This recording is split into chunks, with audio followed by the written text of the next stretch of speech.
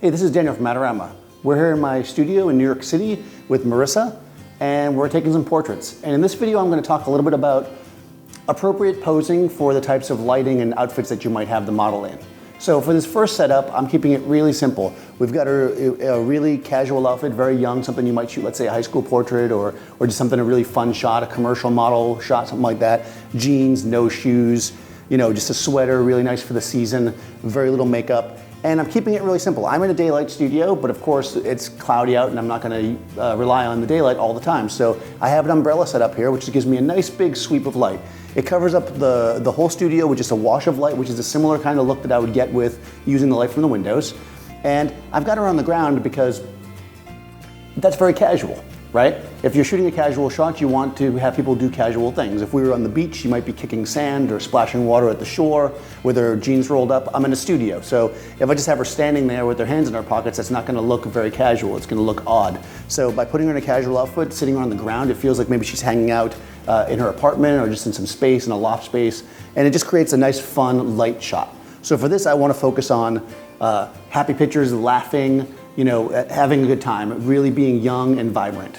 Now what you might want to avoid here is being up too high and shooting down on her, unless you're really going for that effect. Because when you're shooting down on somebody, it puts them subordinate to you, which may not be the look you're going for here. We want fun, but at a full length shot, shooting down on her, it would probably make her look odd. If I want to shoot down on her at all, I'll get in close for some portraits. That might work, so it'll really make her eyes nice and bright. I can get very low though and get reflections on the floor and that kind of stuff. That could also be really fun. But because my light source is so high, if I get my camera too low here, with her chin up looking into the light, I'm gonna end up looking up her nose the whole time. So that's not gonna work for me either. So in this particular situation, I wanna be kind of level with her.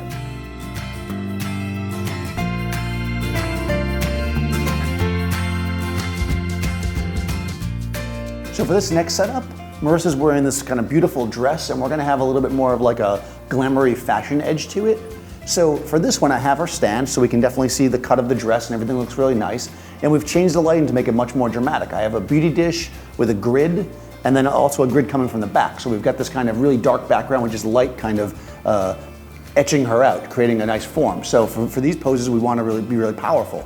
So for that, I'm going to be a little bit lower on her, right? I want to keep my camera so that the actual camera is just below her waist level. And I'm not pointing it up in the air, I'm going to keep it level. So I'm using, you know, a relatively wide lens. I'm at 70 here. So this way I get right above her knees to the top of her head. But again, I don't want to tilt the camera up. I want to keep it level. If I tilt the camera up, it's going to get too extreme, this kind of like overpowering. We want it to be powerful, but not over the top. So let's see what this looks like. It's also important that when you're working with a model like this, because you're below her, that she doesn't put her chin up too high, because it'll start to look really funny. So for this last setup, we've got this really kind of casual dress, and I want to do something a little bit kind of messy and fun. So I put Marissa into this corner that we made out of just a V-flat, and I've got my softbox, and you can see it's really in a weird angle. It's not really pointed at her at all. But some of the spill from this light's gonna fall on her, and then some's gonna bounce off the ground and kick back up, creating kind of interesting shadows. You gotta be a little bit careful with lighting like this because you don't necessarily wanna underlight people, but if you do it right, it can be really interesting. I think this is gonna work for us. So for this one, you know, with the loose dress and the messy hair and the funky light, we should get something really kind of loose and casual. This might be good for a musician or somebody that's got maybe an actor that you wanna show a little extra character with.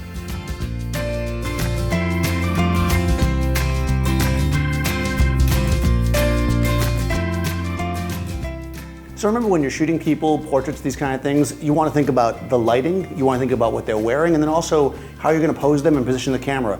All those things together help you create the overall story of the image. Thanks for watching. Be sure to subscribe to our YouTube channel, and I'll see you next time on set.